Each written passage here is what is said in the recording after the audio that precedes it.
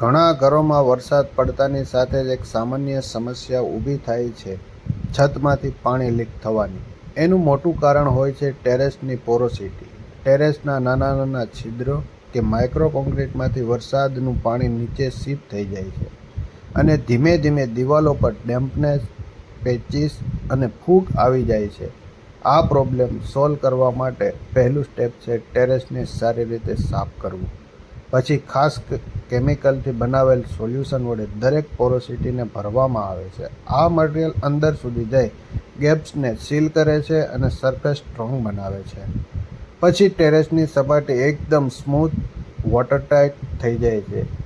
ફાયદો એ કે હવે વરસાદ કેટલુંય પાણી વરસે પણ પાણી નીચે લીક નહીં થાય. આ પ્રોસેસથી તમારું ઘર સુરક્ષિત અને મેન્ટેનન્સ કોસ્ટ પણ ઘટી જાય છે. તો માટે કોન્ટેક્ટ કરો મિસ્ટર ડોક્ટર વોટરપ્રૂફિંગ.